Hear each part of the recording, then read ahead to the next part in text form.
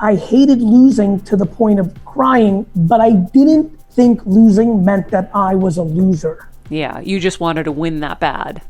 And I just wanted to do it again and again and again. Like I couldn't wait to get back on the horse.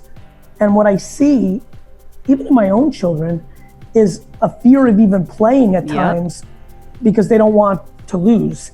And to me, losing is attractive and foundational. And I would argue one's relationship with losing is actually the most interesting indicator to their level of happiness. Because I think people that try to disguise or are ashamed of their losses tend to live very unhappy lives. Yeah. And I think oftentimes manifests into very not fun people because they're looking to make company out of their misery and they're tearing other people down. Today, I'm really excited because we're going to be chatting with entrepreneur, wine aficionado, best-selling and hugely popular marketing media guru and genius, GaryVee, to discuss all things about him, his kind of mindset, and what his thoughts on social media are. Really excited for this chat, and kind of how to crush it during this pandemic, which is very useful information. Our quote of the day: if you're not dreaming big for yourself, who's doing it for you? And that is by GaryVee. I love that. Right?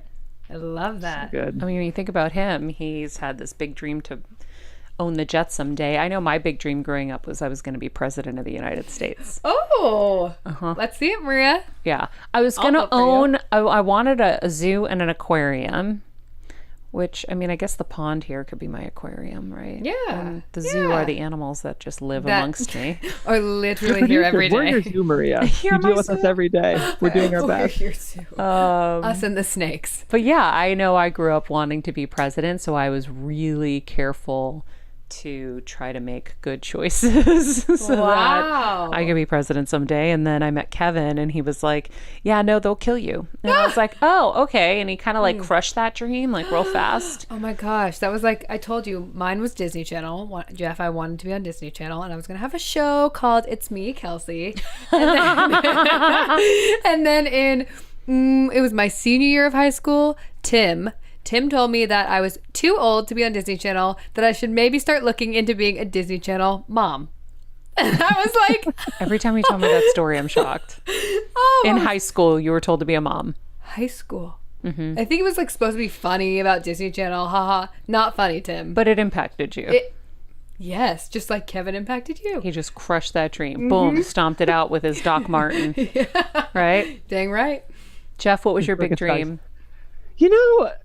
I'm having visions of hip thrusting and boy banding, but that's just me. Some of that. I found a dream I didn't know I needed, which was to be a cruise ship singer, which for any interested fans, there's stuff on YouTube, you can find it. But without sounding cliche, and I feel like while we're in the mode of inspirational GaryVee advice, I'm taking a step back and realizing like I've always wanted to work with influential people with big voices. Aww. And look what I'm doing. Whoa. So hey now. It's pretty cool. Hey I know. So it's one of those things where like if you allow yourself to actually ask what your dreams are and take a step back and think, how can I get there? How can I create that for myself?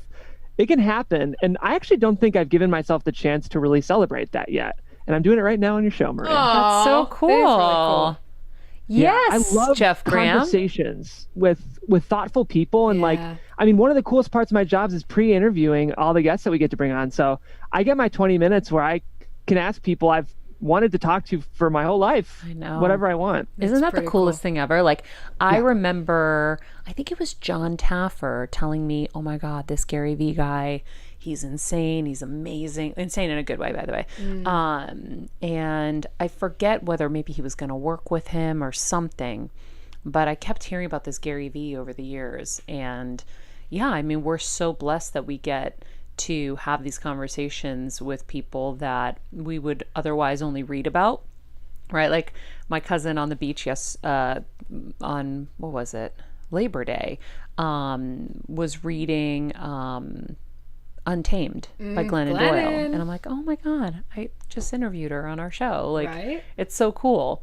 But I mean, to piggyback Jeff too, like, hello, how I have to sometimes like smack myself. I'm like, oh yeah, it's Maria Menounos. You know, it's like, you are such a powerful, strong, like smart, like incredibly talented, and have done so much. Like, it's crazy. So Jeff and I are so lucky to be able to work with you. Thanks. But then everyone who listens to the show, it's like they get the guest, but they also get you, you know? So it's like, I don't know. I find myself kind of like Jeff just said. I'm like, oh shit. Oh, I'm sitting next to Maria.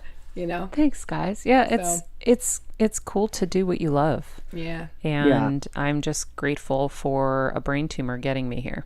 What? But like, think about it, right? Like I said, one of the greatest lessons I learned from Tony Robbins was life was happening for you, not to you. Yeah. And so that was my reset. That was my awakening, my rebirth. And so I get to do things at my pace, and I get to do what I love. And it's really cool to be able to have these daily conversations with people. I mean, it's not even any kind of work. Like, literally, I get to just follow my curiosity every day and help the people that I love. And it's not just present company, it's everybody out there, right? Like, you hear me on calls with people that I'm helping who write into the show, and I love all of you guys, because I know you're on the same path. You want to be better and you want to get better. That's why when I'm at a Tony Robbins seminar, virtually or in person, I love everyone there, because I know we're all the same. Emotional. It's very emotional to be a part of a group or a community that wants to be better and get better. You feel safe. And so I'm really grateful that you guys are here with us. If you're new to the show, please subscribe. If you haven't joined us over on Patreon, you can enjoy ad-free content, extra content. We do really cool shows there, and we also are starting workshops. So workshops and healing events, and we're just starting to kind of dream on how to make that even cooler. So please join us over there. You can go to my Instagram and click the link tree, and you can go right to Patreon, or right to YouTube and subscribe, or right to Apple Podcasts and subscribe. While you're at Apple Podcasts, I would greatly appreciate it if you would do me a small favor and leave us a little review. We're trying to get to 1,000, so people can see that we are a valuable resource for them. I love what you're saying, Maria. Just quickly, I bet we have new fans who are joining us today, because you know where GaryVee goes, you reliably follow for good reason. But you might not think on first glance this would be the show for you, but what Maria does is what Gary does. She's all about finding those tools for self-esteem and self-empowerment. And even though your approaches might be slightly different, I promise you, if you're here for the first time, dig deep and find some. I'd start with Ed Milet. I think he's a good next show for you to check out. There's a lot of the same stuff that Gary preaches in the archives of our show. So hit that subscribe. I really mean it. This is a show for you, even if you don't know that it is yet. Well, he's also big on health, and you know, you can't do much without your health. And so we do a lot of healers and doctors, and we have the best of the best here, where people are going to open up your mind to things you never knew were possible. Like Dr. Amen teaching us about havening. I'm doing this so often in my day to activate both sides of my brain, to shut down the fear and anxiety parts of my brain. Like, there are tips like this and tools that you can apply in your life every day to help you to get better. If you have autoimmune diseases, listen to the Alyssa Goodman episodes, and it's pretty cool. So thanks for being with us. Thanks for joining us. I'm wearing my duck off shirt. We love. Okay, this is a funny story too, Jeff. You will enjoy. We're walking through the North End, and first we were driving through the North End in Boston. Little outing, right? So lovely. And Maria spots this shirt. This shirt is hanging in the window, and it says "duck off," and she's like, "I need that shirt." We're like, "Yeah, okay, whatever." And we have like the duck tours in Boston, and it's like our thing. And so my head swiveled. I was like, "I need that shirt." She needs a shirt. We're driving by. We're like, "Yeah, okay, whatever."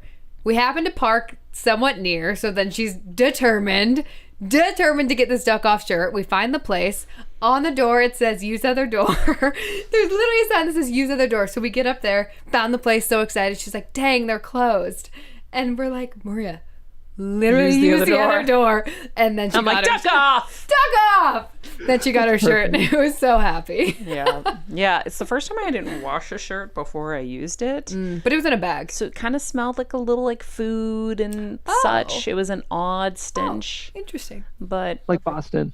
A little Like like Boston. Yeah. It's yeah, like yeah. home, Maria. Yeah, Just like exactly. Meanwhile, I'm helping Kevin through a renovation on the other coast, which is hilarious. So at night, I'm like researching vanities and all these things. Like he was like, "Oh, you guys had a great Labor Day weekend. Nice, nice." I've been in dust and dirt. And Jeff, you have the privilege of getting to see all of this happen live, but He's working so hard. I know. It's wild. Yeah. I feel a little guilty, like I'm ducking off and You're you working know, hard we're too. going to be going apple picking soon and pumpkin picking and all these things. Like we're actually getting to kind of live here on the weekend. Yeah. Kevin lights up though with renovations. He's working so hard, and Kevin would be fine with me saying this. He's the first person to sometimes jokingly complain about stuff, but when I asked him about your other small place in Encino, he was so excited. He lit up with like all the work that's been done over there. So, you know, as hard as Kevin is working, as much as he might jokingly complain about it right now, I do think this is kind of his bread and butter in some ways. Oh yeah, it makes him so happy. He's like, I just don't want you coming home to a mess. He is so determined. We had to renovate this space for my parents, for my mom, and it took us, gosh, I mean, we've lived here for like 15 years. We've been planning this renovation for at least the last 5 years. And then my mom's, you know, diagnosis kind of threw it off kilter. And then some other stuff that's thrown it off kilter since, my tumor and all of that. And so finally, when I left, he just took a sledgehammer to everything. He's like, we're doing it now. We've got to get it done. And so my bathroom was from like 1991 probably, and like the tiles were peeling. Like if you had seen what our master bath looked like, I might be actually potentially still too embarrassed to show you the before with the after. You might just see the after. But I feel like everybody in this COVID time is doing some variation of an improvement on their home because we're spending so much time there. And so I've been kind of setting up this East Coast headquarters for my parents, and then we're setting up West Coast headquarters for them because, you know, they're bouncing back and forth, and hopefully they'll be able to bounce back this way. That's the goal, at least. But yeah, it's been funny kind of having to do all of this from this coast. And you still, it's funny, Jeff, like she'll get calls and she's like, okay, I'll answer this, blah, blah. But like, actually, can you call my husband who's in the state? I Because know. it's really kind of difficult to do some of these things from the other coast. I know, like taking care of my mom, like the caretakers were like, can I come at 8 tomorrow instead of 8:30? And I'm like, or 8:30 instead of 8. And I'm like, yeah, probably, but I'm not there right now. Yeah. But you're both killing it, truly. Okay, so onward to our interview with Mr. GaryVee. Of course, he is an entrepreneur, 5 times New York Times bestselling author, speaker, media marketing guru. Known to his legion of online fans as GaryVee, he's widely celebrated for his empowering philosophies around life, growth, crushing it, and all things entrepreneurship and success in this global pandemic. Gary, thank you so much for joining. I'm so excited to chat with you. I've heard about you forever through so many friends, and I've been hooked on all of your videos, and I feel like I'm learning so much from you every single day. I feel like I'm in business school and just kind of You're very life sweet. school. Thank you. Yeah, and Thank you so much. I'm so happy to be here. there's a lot of kind of crossover because, you know, I'm a daughter of immigrants, and, you know, we both kind of share that like love for our parents and wanting to help them. But you started out in a different way by really helping your dad's business. And I was watching a video even this morning of you talking about how you gave so much of your time into that. But what happened was you ended up learning so many things that kind of catapulted you in other areas. And I found it fascinating because you were talking about all your friends on Wall Street and how they were killing it and making so much money, and how you don't value stuff. And I wonder where that comes from, because I feel like when you are an immigrant, you come to this country, you want the American dream. And the American dream technically also involves stuff. Yeah, I think you're right. And I'm a Russian immigrant, and Russians, stereotypes have some underlining truths. Like Russians are not the least flashy. With when I think about my uncles and aunts, and in all these cultures, they're not really your uncles and aunts. They're just like some people your parents knew back in the old country. They did gravitate, especially the Brighton Beach, Brooklyn crowd. That I grew up in New Jersey, but a lot of the Russian immigrants lived in Brooklyn and Queens. And the majority of my parents' friends did rush to, as quickly as possible, buying a BMW or a gold chain or going on a fancy vacation. So, to me, the answer to your question is much more specific to the fact that my parents didn't value stuff. My parents they valued saving money for a rainy day and being thrifty more than my mom. I mean, my mom never gravitated towards a new pair of shoes, or she was just such a humble, quote unquote, girl. And my dad literally bought nothing. He just worked all the time and saved money. And so, they if they bought something, it was a new home or invested into their business. And so the simplicity of their framework, much like many of us, trickles down from what you're around. And I was in a lower middle class, blue collar neighborhood. So I didn't see anybody else go Mercedes'd out or, chained out. And my parents weren't that person. And then when they kind of made it a little bit further along in their lives in America, we moved to Hunterdon County, New Jersey, which is very rural, much more hunting and farmers. And, there, a good pickup truck was the luxury, not again. So, basically between really Soviet Russia, which is real humble, makes ghettos look fancy in America, and then Queens studio apartments, then lower middle class Edison, New Jersey, and then Hunterdon County country. And then college was Mount Ida College, which was below community college status because I was a terrible student, very entrepreneured out, but I promised my parents I'd go, and I just randomly replied to a postcard and went to this college. Stop it, I didn't know that. And 90% of that school was on financial welfare and very much from low income situations, very kind of city minority financial aid or get the kid out of school. So I basically lived my life I was 22 years old, lived in New Jersey my whole life, and didn't even know the Hamptons existed. Maria, when I need you to actually understand what kind of cocoon I lived in. Don't forget there was no internet. So you got what you got on TV and you got into what you spent your time on. I was 22 years old, had lived in New Jersey and New York my whole life, and had never heard the word the Hamptons. So I think that's how I became that person. That's how I am that person. How do you kind of reconcile that with the level of success you've had? So that's who you are, but yes, when you succeed, you get nice things. And so how do you kind of handle that, I wonder?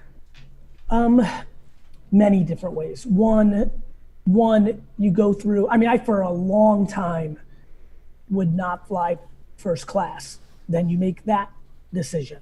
Then for a long time, I would make stupid decisions in hindsight to not go private when the math of the situation made sense to go private, because I was romantic about staying to my roots, right? So you go through this part where I went through this part where even to this day, I feel much more comfortable in my dirt than I do in my penthouse.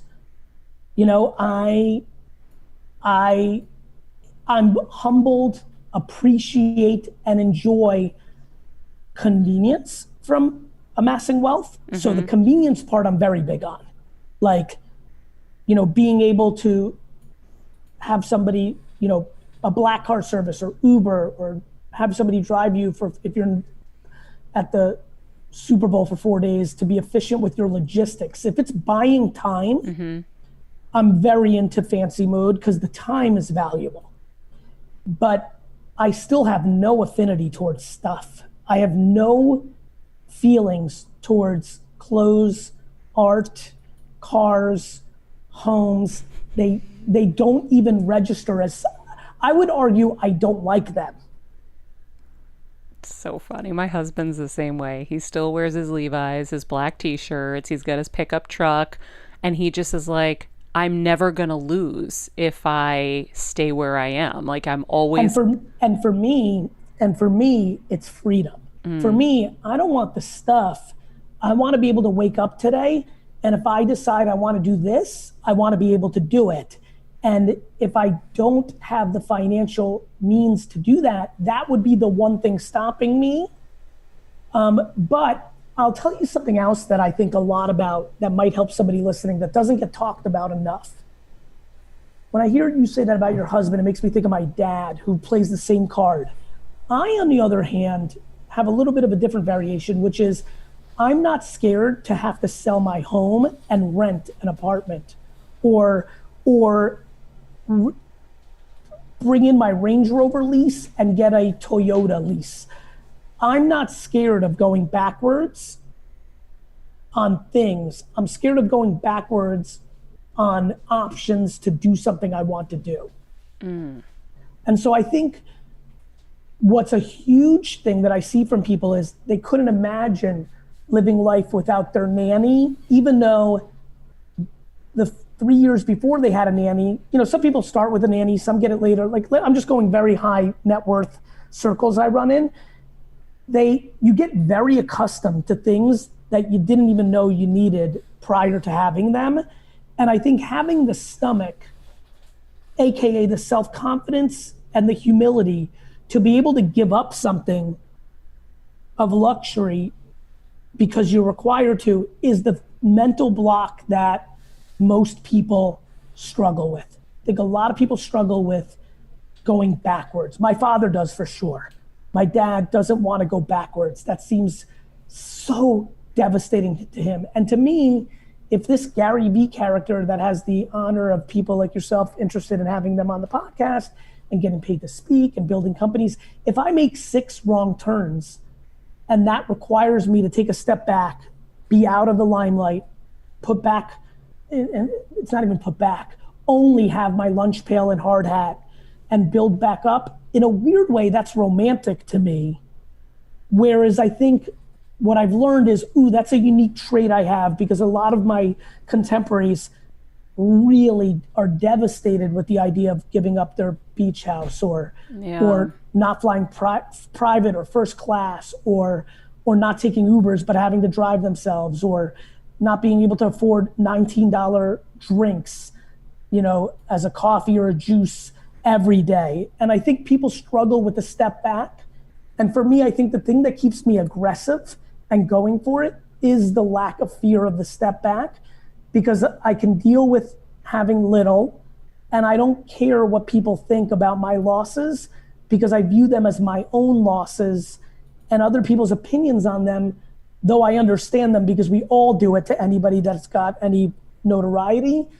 I'm not affected by them because the reality is it's a passing thought. Every opinion we have on people in the public eye, we have a 48-hour, 72-hour thought about it, and then we just move on to the next thing. And so I can't be crippled by millions of people saying, I told you he was full of shit and not good. See, because there's a lot of people who are very big advocates of my work, and there's other people who are cynical to it.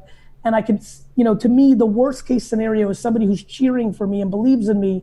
If I fail, they are now told by their grandfather who's like, see, I told you that guy was a slickster and a fast talking East Coast guy, and then them feeling bad. For me, I can't worry about that feedback because I'm not living for anybody else's opinions or thoughts other than my own about myself. How do you get there, though? Because I feel like, at least in my culture, in the Greek culture, that's all anybody cared about. My parents were like, what are the people at the church going to say? What are the people in the community going to say? Like, everybody was crippled by what everybody else was going to say. So there's a lot of deprogramming that I have to do to not care because I've been raised to care so much. I would think that your culture was very similar.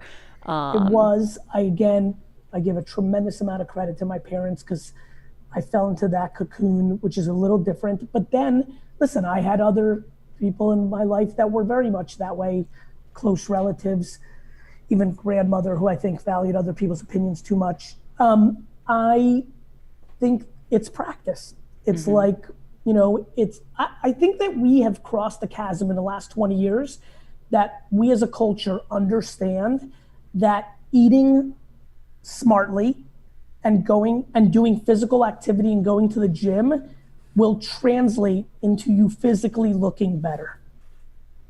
And I do not believe, even though thank God in the last 5 to 10 years, there's been a much better conversation around mental health and the mind. I believe we're more in the Richard Simmons, Jack LaLanne, Gold's Gym era on mental health and mental offense and how do we get into these places. I think we're in the same place that physical fitness and health was in the 80s. I think in 2020, that's where we are with the mind. And I'm happy because God willing, 20 years from now when I'm 64, I think I'm gonna be walking around the streets and being excited because I think people are gonna subscribe to some of the things that I've lived and have seen enormous happiness in me and others that can get there, and enormous unhappiness in those who are on the complete opposite side of this. So I think it's practice. I think it's working out. I think it's therapy. I think it's consuming content. The biggest reason, right, that I put out content on this subject matter is I can put out content on what to do tactically on Facebook and Instagram and TikTok and podcasts. And I do a lot of that and people value that in me. Getting to a place where you understand that you're accountable for your happiness, which means having tough conversations with yourself about your reliance on your parents and others, to give you the freedom to not have to worry about other people's blueprint is an extreme challenge for all of us. Because first of all, it speaks to, it's really fun to say, I'm not gonna listen to my parents. It's really not fun to say, everything that is happening to me is my fault. And I can't take money from my parents anymore because that gives them leverage. And I can't do this, that, and the other thing. So we love to point the finger to society and our parents why it's their fault. We hate to look in the mirror and have accountability. And we need to acknowledge both to start the chess moves to get into a place of happiness. So I think it's about consuming content and reinforcing those words in your mind of this is an actual truth in society. Well, it's interesting because social media is such a driving force behind that. Like, you want likes, you want people to like you, other people's opinion of you matters. Social media is the in-your-face version of something that was always true, right? Like the mom in the neighborhood that right now cares about how many likes she gets in her warm-up clothes on Instagram, or the dad who cared about those things prior to social media, and that's why he bought a BMW when he couldn't afford it. We're the same human. It's just we are focused on social because it's such a big part of our society now. But there are an unbelievable amount of people that are very capable of dealing with having social media accounts, and there's a far bigger percentage of people that cannot, but they were the same people that would do anything to get into the country club in town. They were the same people that would try to get into the inner mean girls mom circle at the PTA because that was fitting in. I think that social media has just physically shown us and exposed our insecurities. I don't think it's fed into us being those people. That's interesting. I think that it's a reflection of something that has always happened. And people say, well, it makes young girls I love this combo now. Social media is unhealthy. It's giving young girls unrealistic, views of what they should look like. And I'm like, and I'm talking to 45-year-old parents, and I say to them, wasn't this the same combo we were told about with Kate Moss? And like if people don't understand, humans are gonna look at something. So, Farrah Fawcett seemed pretty unrealistic too. and so did Pamela Anderson, and so did Bo Derek, and so did Kate Moss, and so did Sidney Crawford. And so, right now we're going through this enormous era of blaming the medium instead of the humans that are filling it and receiving it. Yeah. Yeah, we're always looking for the devil, whatever that new devil is, because in our day, it was magazines, airbrushing, and photoshopping. And then you had celebrities that at some point picked up kind of the social justice, like, we don't want this, but then they started doing it on Instagram themselves. So they were mad at the magazines for doing it, but now they're doing it to themselves. So it's funny. One big game of self-esteem. I think the greatest job of a parent or a leader, a CEO, a manager, a counselor, is to find a way to build self-esteem without crossing into delusion. And so we recognized self-esteem's importance, but over the last 15 years, we went too far and started giving out 8th place trophies and demonizing merit. And so unfortunately, we're in this place where we're struggling to find balance. But self-esteem is the ultimate drug in our society, and it is the only thing I think about in how I want to communicate from my children to a passive person that consumes one piece of my content ever in their lives.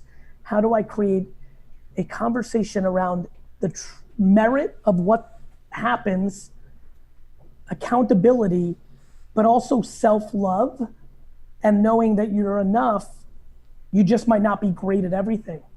So how do you get to self-awareness, and how do you get comfortable with winning and losing? Yeah, how did you get comfortable with that? I got comfortable with it because I'm a product of the 80s, raised by an immigrant mother, and basically you get thrown outside and you play for 15 hours and then you come back in, and the world taught me it. Right now we live in a world where kids don't go outside. Parents are just in kids' shit, and they're micromanaging at a level we've never seen before. And so for me, I was a product of, when I lost, I just lost. There was no parent running to the coaches to debate. There was no system created for not keeping score. And so you just kind of got used to it. And by the way, I basically stayed crying from 7 to 14 years old because I was so competitive. I mean, listen, it's a statement that gets the snorts, so I'm glad you gave me one. Like I cried an ungodly amount working through my own need. I was so competitive. I loved competing, and I hated losing to the point of crying, but I didn't think losing meant that I was a loser. Yeah, you just wanted to win that bad. And I just wanted to do it again and again and again. Like I couldn't wait to get back on the horse. And what I see, even in my own children, is a fear of even playing at times because they don't want to lose. And to me, losing is attractive and foundational. And I would argue one's relationship with losing is actually the most interesting indicator to their level of happiness. Because I think people that try to disguise or are ashamed of their losses tend to live very unhappy lives. Yeah. And I think oftentimes manifests into very not fun people because they're looking to make company out of their misery and they're tearing other people down.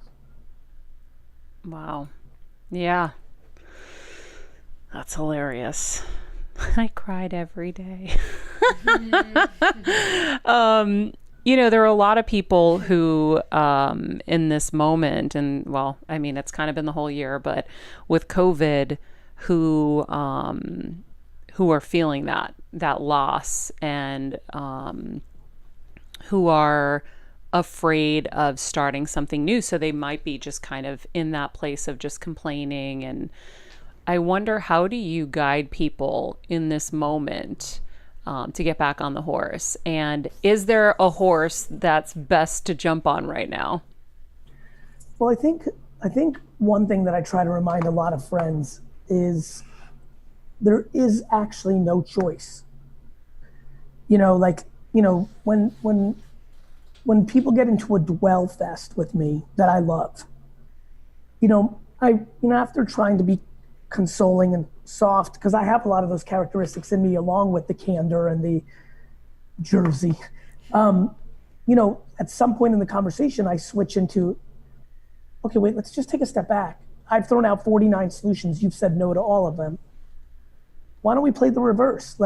So what are you saying? You're just going to lay on your couch for the rest of your life and cry? Like help me understand why these 12 things that I just laid out as viable options of how to restart because you've lost your business.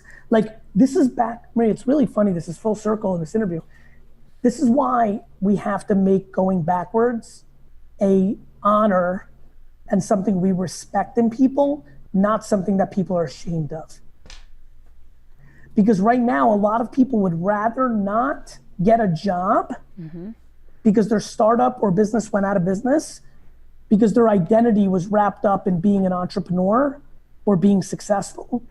And they just don't have the humility to go get a job and save for 4 years and restart again, as if they were entitled to have an easy life. I don't get it. Yeah. I remind people, there was a lot of third generation businesses in Germany that got knocked out.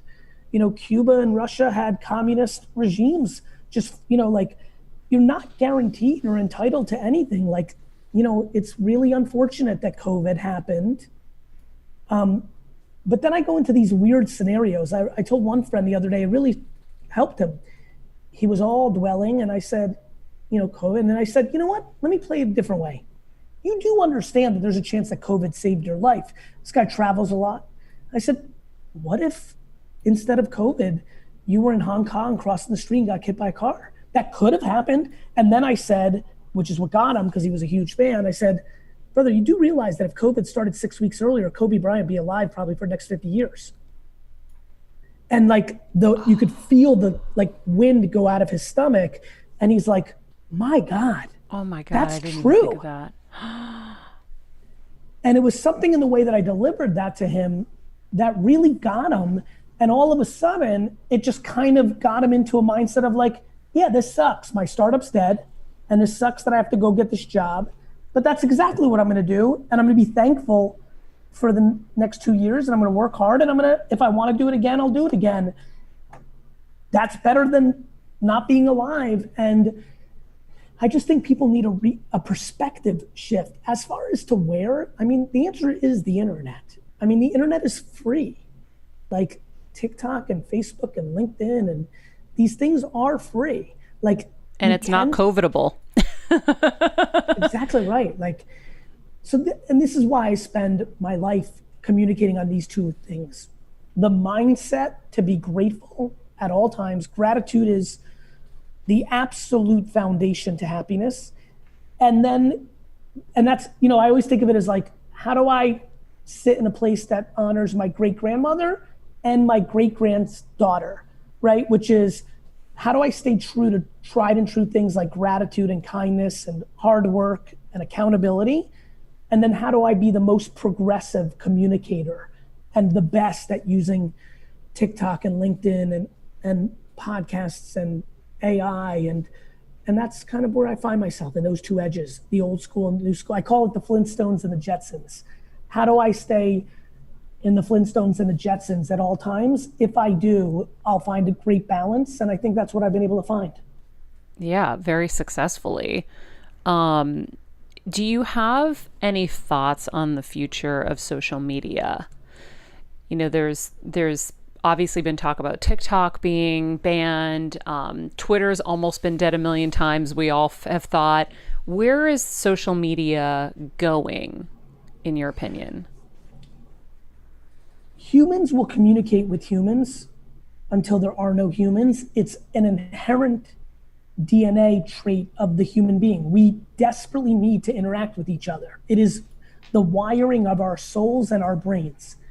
So to remind everybody, before the word social media existed, for us old cats in here, it was AOL Instant Messenger, right? What's the difference? And before that, it was pen pals, Gary. That's right. I still have my pen pal letters in the vault right behind here. That's right. And before that, people literally went on a mountain and made smoke signals so other people could understand what they were saying. Yeah. And drawing in caves. You know, social media right now, for a million different reasons, mainly political and human insecurity and where we are as a society, we're demonizing it. The way we demonized rock and roll and the Beatles and Elvis and rappers, but it is not the crux of the issue. If every social network was banned, if the concept of social networks were banned tomorrow, everybody would go into bulletin boards or would text each other if that was allowed. It is not humans flexing, posturing, hitting, like flirting with each other,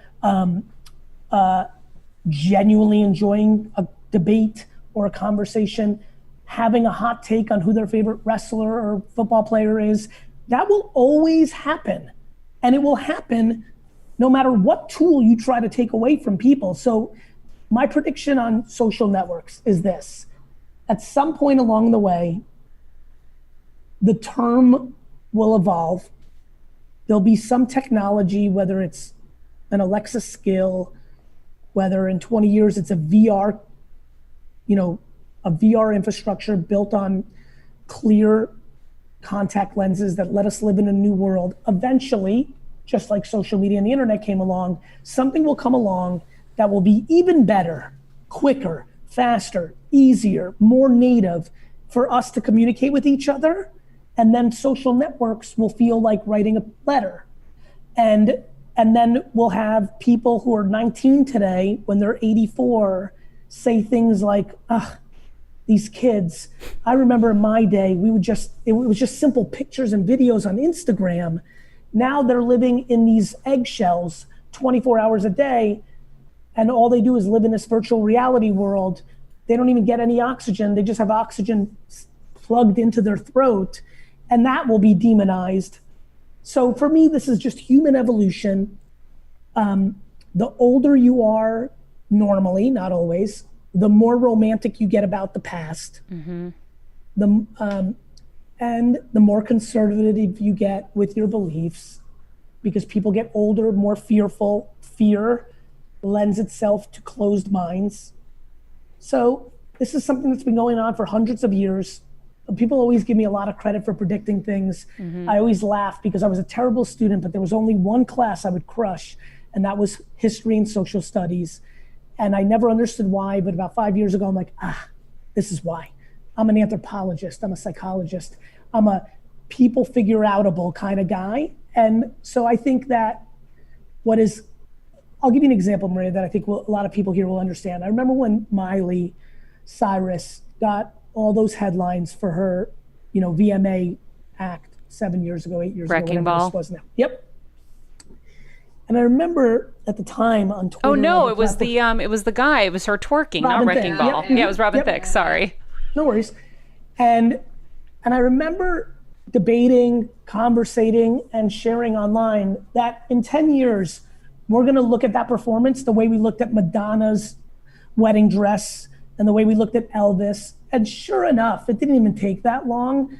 I mean, the most basic 16-year-old girl doing anything on TikTok is already much more sexified than that performance by Miley. And so old people are twerking now. Correct. On TikTok. So, that's right. And so I think that this is just the same thing, round and round. And so, people are asking for censor. The people that I know that, I'm a Russian immigrant. I have friends who believe in the Constitution and America and freedom more than anything on earth. And in their actual words, when it comes to social media, are looking for heavy levels of censorship and everything that dictators and fascists like. So I think we need to be very careful in demonizing the platforms, because as a society, what that will do is actually allow for us to go down a slippery slope of things that people don't want to happen they don't realize that censoring something means censoring everything. Yeah. Yeah. And I just have no interest in playing God. And I'm fascinated how hundreds of millions of Americans right now are on such tilt emotionally that everyone has decided that their opinion is right. Yeah. Like, That's the toughest part about everything right now is there's just no space, right? there's no space for compromise. And that's what leads to the level of anxiety that I think all of us feel, and people are really struggling. And I think a lot of people are coming, and by the way, and I'll say this to not even be around the bush, I believe that there are people with conservative Republican views and liberal Democratic views I believe that a stunning percentage are nice people. And unfortunately, everyone is subconsciously, if not consciously, bunkering into us versus them, which is always the least healthy place to be. And I have a lot of hope that there'll be an event, whatever that may be, hopefully not a negative one, but oftentimes historically it's been that there'll be an event that kind of spooks everybody into kind of trying to come back to a little bit more of like empathy and respect of different people's points of view, and not taking the extremist view that if you've got a conservative point of view, that doesn't mean you're a racist. And if you've got a liberal point of view, it doesn't mean you're a socialist. And we've gotten into that name calling. And right now we're in third grade mode, and I'd like to be one of the voices that helps get us out of it. Yeah. But it's going to take tens of millions, not just one.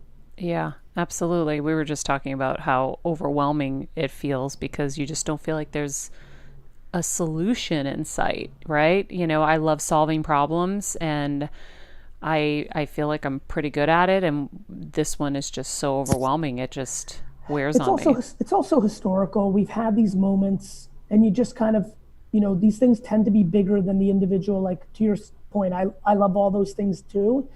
I'm very solution oriented and like very empathetic. Really, I am. I mean, I need my winery empathy. Like, I believe in it the most. And, you know, I think that there's a lot of pent up resentment for a lot of humans.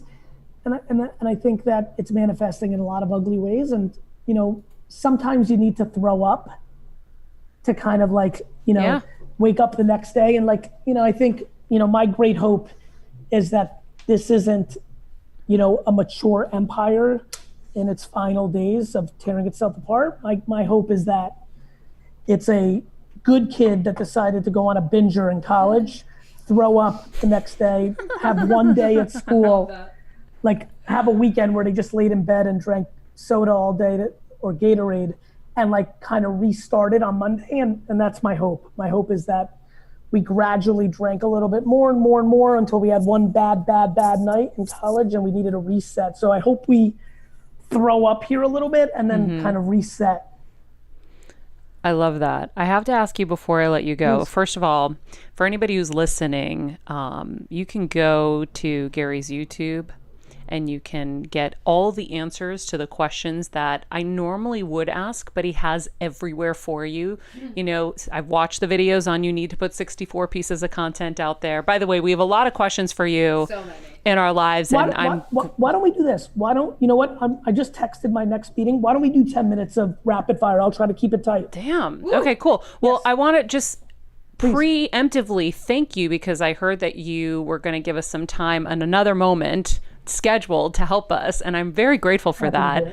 And so, you know, there's so many things, but before I get to that, and we'll do the rapid fire, I have to ask you this one thing I didn't find an answer to, because I'm more interested in you right now, because you get asked all of these marketing questions and entrepreneurial questions all the time, and we have those answers, but you are fascinated with owning the Jets. As a Patriots fan, I appreciate your fandom. Sorry, but fair enough.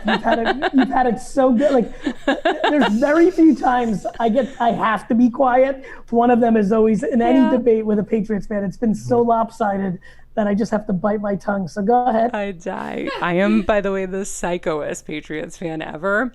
I believe that I helped talk Tom Brady through that win against the Falcons. By telepathing? I swear to God, Gary, I'll tell you in another time. My husband wouldn't let me leave to go pee because I was doing it. Telepathing. Telepathically talking to him. Anyhow. Amazing.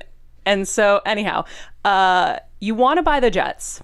Yes. So I don't understand why you want to buy the Jets outside of like your love for them. Like there's got to be a bigger why than just your love, right? Because I love Dunkin' Donuts and I wanted to open the first Dunkin' Donuts in LA, and then I realized I don't have time to manage plumbing issues and all that stuff, so I abandoned that idea.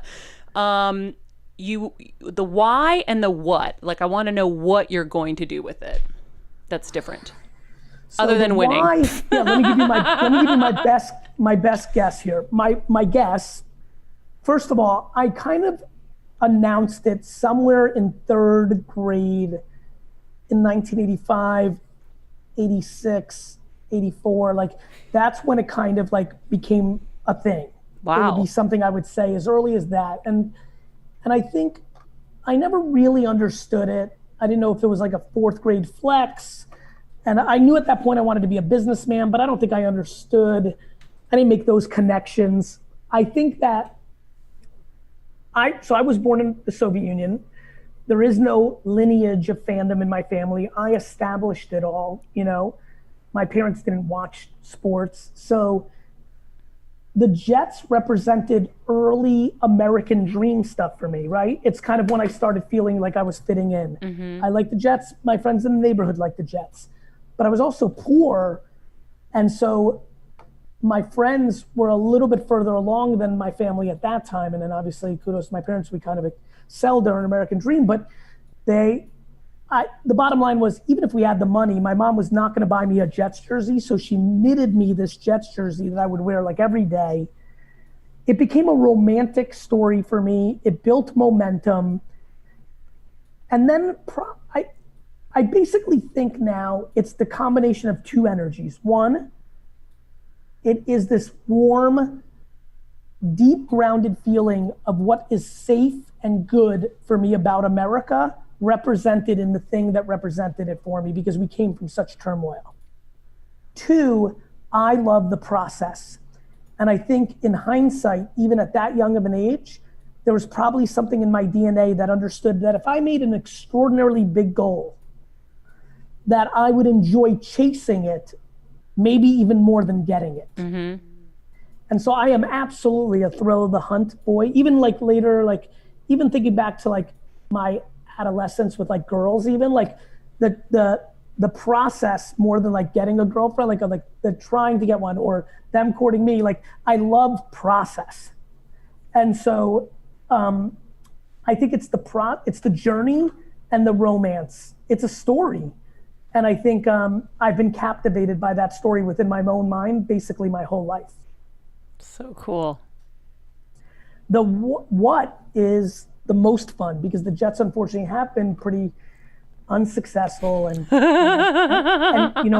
your favorite team was in the same exact boat until an owner came along that instilled a culture, an operational functionality that led to better results.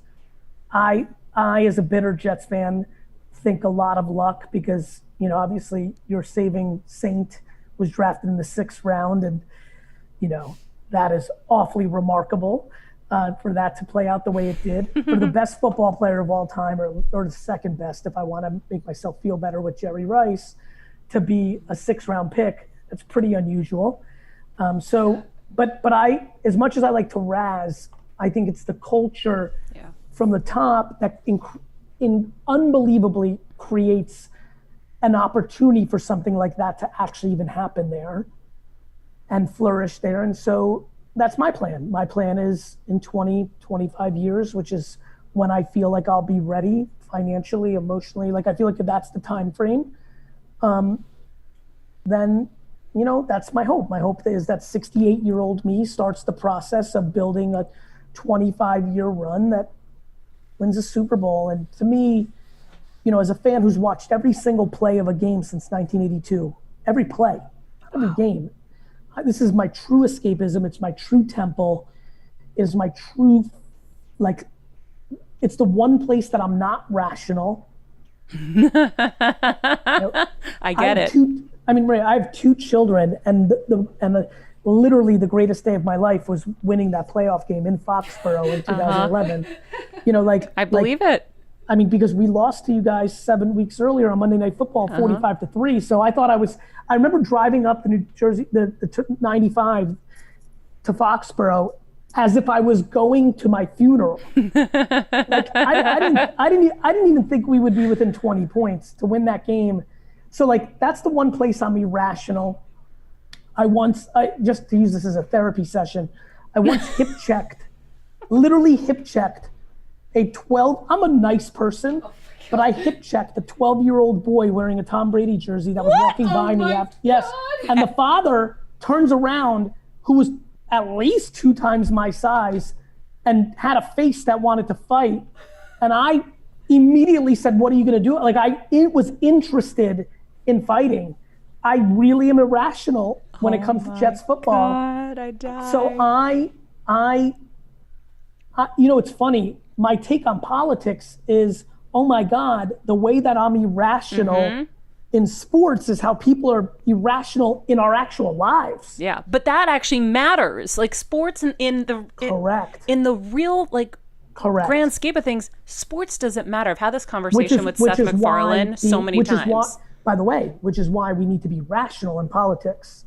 Yeah. I think irrationality in sports is far healthier than, like, I generally, like, it is true that I can't like you as a person to the heights that I'd like to because of your Patriots fandom. And that is real talk. That is real talk right now. That's hilarious. To me, I do not feel the same way about people's points of view on society, though there's some takes that are unacceptable, obviously, to me. But so it's just a very interesting thing. And I think it's become a very romantic story. It's the same reason I think I love, I know we share this, wrestling. I think it's the same reason I love Star Wars. I'm in for a good story. Yep. I think they're very powerful. They can teach, they can help you escape from your, you know, tough, true day-to-day challenges in real life stuff. Totally. And I think I've created my own story to go from a place of not being able to afford a jersey for yourself of your favorite player to owning the team outright feels awfully romantic. Yeah, I love it. You're going to do it. It's just, it's that kind of like almost unhealthy, psychotic pursuit of something that actually makes it happen, right? So you're definitely going to. I share your irrationalities. I share your enthusiasm. I sweat and burn calories as if I'm playing in a game. People, you really have to like me to watch a game with me. I am insane, and I get into the psychology. So I can tap into people and I know whether they're going to be okay in this game or not. Like my husband will ask me before a game, what do you think? I'm like, I don't know. I just felt a vibe from him when he walked on the field, and he's not confident. And so like, I'll know. I get it. I get it. I have made decisions on first round draft picks on a 5-minute interaction within their first 3 months on the team. And when I tell you 7 out of 10, 8 out of 10, because humans are actually simple. Mm-hmm. Yeah. And I talk to people for a living, so I know people very well. So I can see these little things. Like I'm psycho, and I'm a psycho Celtics fan too. So I remember there was a player, Big Baby. We went to Summer League from the first Summer League we were at in Vegas. And we went every year. We were the nerds that were there before it was cool. And Big Baby came out and he had his headphones and he was being all like showboaty and fun. And I just grabbed Coach and I go, he's not taking this seriously. This is his moment to show you why you should put him on the team or whatever. I'm like, he's not taking this seriously. Like Larry would never do this. And like, I'm going off and he's looking at me and I'm like, I know, I'm crazy. Sorry. But then, you see what plays out with people, and sports is the greatest reality show in the world. And it's how we live our lives every day, me and my house, with sports references and all of the things that surround sports, the theories and the thoughts. And well, what's great about sports, even more than capitalism, is you can't hide. Yeah. You can't, like, it plays out. That's a good point. Like in Never thought about it like that. parenthood, in even with business, using politicians to like change rules. You like the reason everyone's so emotional about politics is people change rules to help, to change, to manipulate. The sports rules are the rules. It's the reason we get so crazy about refs. They're the one variable that feels more like not merit, but the merit of sport. And it's, by the way, it's why I love fighting. It's the reason I love UFC and boxing so much, is not because of its brutality. I would argue that, you know, I'm not even actually interested in that part. I'm interested in the psychology and science of just no place to hide. Yeah. It's why I love being a leader. Like when I address VaynerX, all my companies, literally on anything, on you know, our ratios on race and female employees, on our profitability, on the clients we chose not to work with, on a thing I said in the Wall Street Journal, on I let everybody know this is 100% my fault. Every single product. Like if we have a problem in a company or in a division, well, I hired the person that made that decision, or hired the person that hired the person. So for me, I love 100% accountability, and I think we're living through an era where everybody wants to point a finger on anybody but themselves. Yeah. Well, here's the thing, like, everybody has that one thing, right? And for you, the reason you're fearless and you're confident, I feel like, is because you love the process. Correct. So if you don't love the process, that's why you're going to be afraid to go backwards. Like, and by the way, I respect the process. To me, if I lose, I lost. yeah. Here's a really good story back to how powerful parenting is. I recall having I was very good at baseball in second, third, and fourth grade before size, speed, and power mattered. When it was just hand-eye coordination. Once actual athleticism and like other variables, but from second to fourth grade, when it was on hand-eye coordination and depth of knowledge of even the sport itself, well, I probably had 4 unassisted triple plays in second grade because I just knew the sport so much better than everybody else. And I have, to this day, darts, pool, all those little games, you know, cornhole, like I have very strong hand-eye coordination. So I was dominant. I remember having this really, and this will be fun, if anybody can find John Longo, he grew up in Edison, New Jersey in the 80s. This kid, John Longo, struck me out multiple times in a game. And I'm telling you, I batted like 850 that year. I mean, I was always on base. I didn't have power, but I really could play. And I had a really bad day. And I remember remember back to what I said, crying, came off the field crying because we lost, which was rare. They were the Cougars. We were ironically the Jets, but we were in red. So that was fun to begin with. That's why that team was destined to be good for me.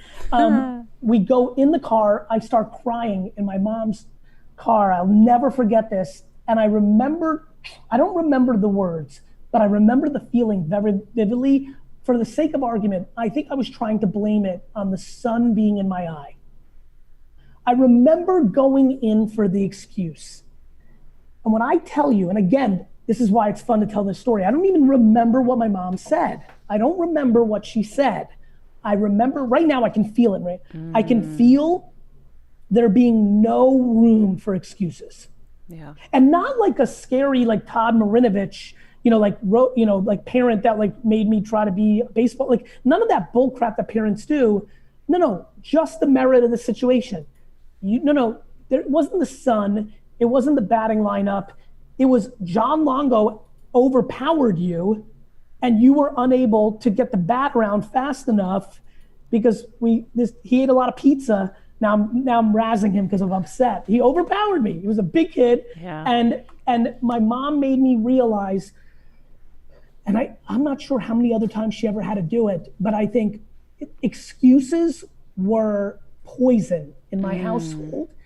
And excuses are being thrown around like they're nothing in contemporary society. And I think it's led to a lot of unhappiness. Yeah. I mean, I just marked that down. That's a great moment.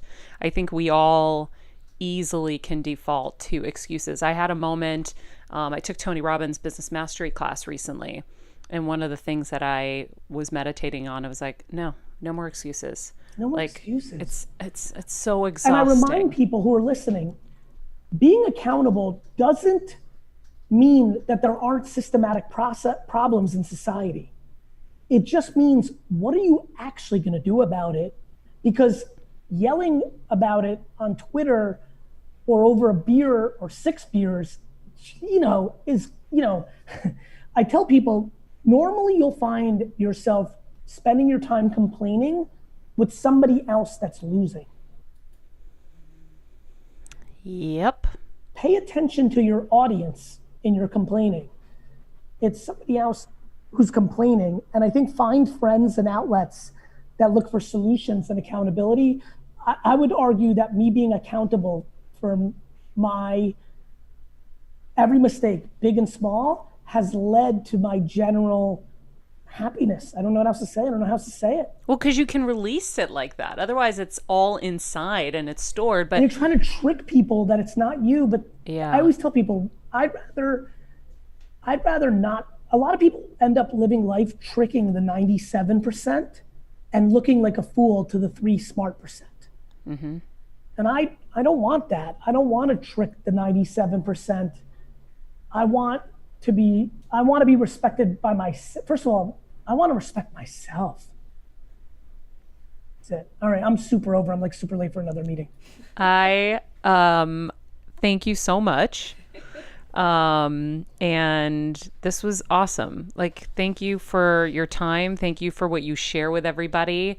Like I said, by the way, I'm having so much fun. I have an idea. I've never done this before. Okay. Why don't you get feedback from this episode? And why don't we do another 20 or 30 minute version, part 2, where we just go, because we went very macro. Yeah. Why don't we do part 2, the micro? Why don't we just do a rapid fire 25-minute show of Q&A? Yeah, we'll find out what our people want exactly. I love it. And Thank you too, because I sound like you had some stuff. Yeah, Awesome. For sure. Thank you to your team. It was awesome. Thank you, everyone. Thank you, Gary. Thank you, Gary. Bye, everyone. If you want more info on GaryVee, you can subscribe to his YouTube channel, GaryVee. VEE. We'll put the link in the summary of this as well for self-help and brand building advice. Also, his podcasts and upcoming events can be found at GaryVaynerchuk.com. We will also put that in the summary of this. So cool. Oh my gosh. Yay. Wow. He's so awesome. Much. There's just so much in there. I right? know. Like, it's funny because I never know what I'm going to do with somebody. And I just felt like I wanted to know him more. Yeah. And his psychology and his makeup, rather than, okay, 64 pieces of content. What if you all the nitty gritties about all that stuff, because it's all out there. Mm-hmm. So I don't want to ask him more about what's out there, because when you start to ask somebody about themselves, you're going to learn so much about what makes them tick and what makes them successful. Because I do feel like you have to find what that thing is in you, right? Like, I like making things better. We've talked about that, right? You like making things better. I like solving things. I love helping people. Once you know those few little nuggets about yourself, then it unlocks a lot. Like, for him, I realized really quickly, I'm like, oh, yeah, he likes the process. That's why he's not afraid to fail, because he's like, oh, cool, I get to build the blocks up again. When the rest of us are like, shit, it took so long and it was so hard to build these blocks. I can't. And he respects it. I loved that. Yeah. So it's like, I like to know those things, because I'm like, oh, I need a little more of that. Like, I am trying to always collect things that, fill the little cups inside of me that aren't totally full, right? Like, I have the ones that are like overflowing, and I have the ones that like need a little bit more. So I need a little of that. And that's why I always say to people, your peer group is so important. Who are you spending your time with? Look at what he said.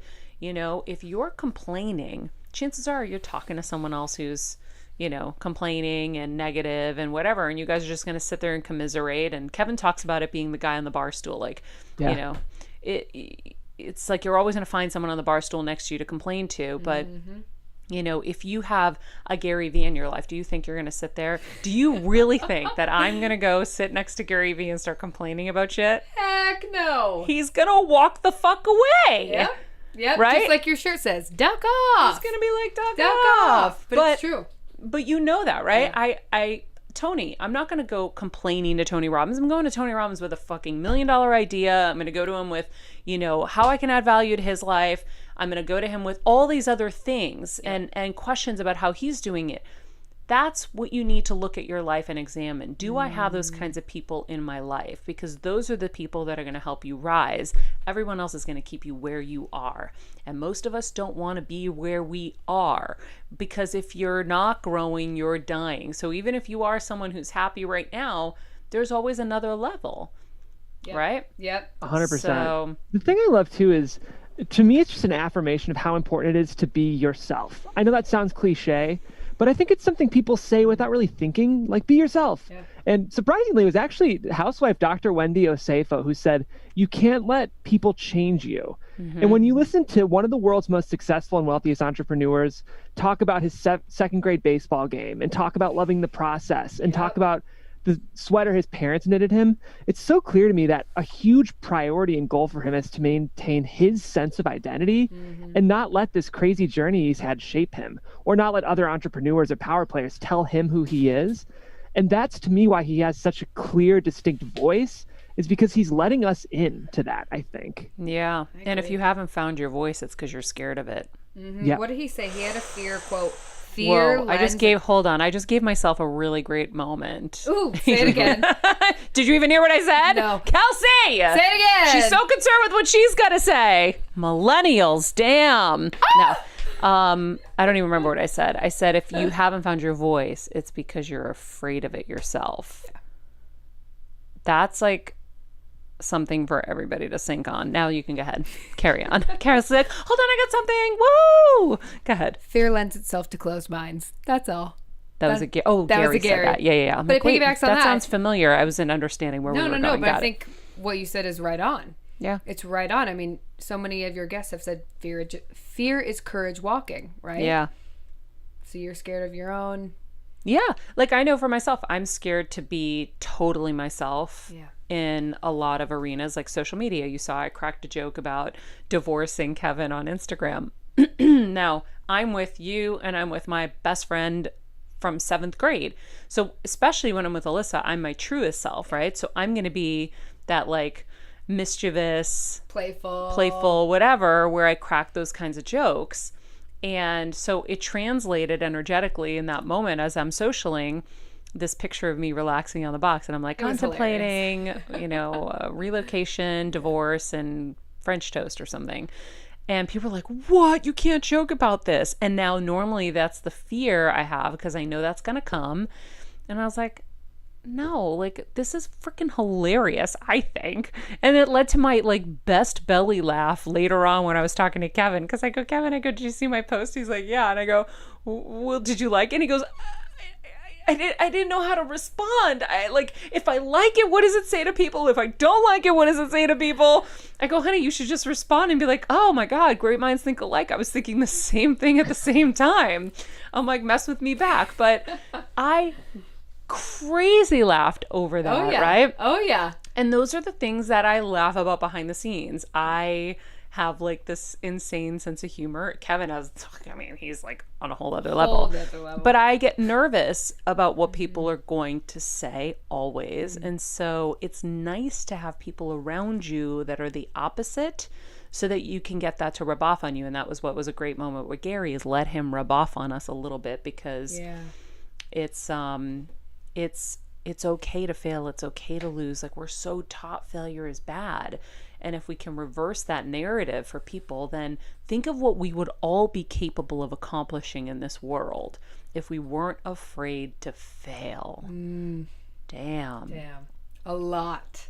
Right? A lot. And I'm sure our society would be happier and better for it. I know it would be. For sure. Yep. Anyhow, in the meantime, thank you guys for joining us. Thank you for being with us every day here. If you like today's episode, here's a good suggestion for you, because we do have a very extensive library and you may not have caught up on every episode. Check out our episode with Ed Milet from June 10th. Now, Jeff, we do have episode numbers, you realize now, right? Yes, I'm looking that up right now. We so I can make sure we have it throw for the episode numbers on here for people, make it easier for them. Yes. Ed Milet is another very successful entrepreneur, and we had a really great conversation with him. So you can check that out. It was June 10th. It was recent enough you can scroll back, but next time Jeff will have numbers too to help you. Follow us on our new Instagram at Better Together with Maria. Tell us what you're thinking, what you're liking, what you want more of, at Maria Menounos, at GaryVee, VEE. We're going to put that in the summary of the show, at Jeff Crane Graham and Kelsmeyer too. And remember, be nice people, make good choices, and be present.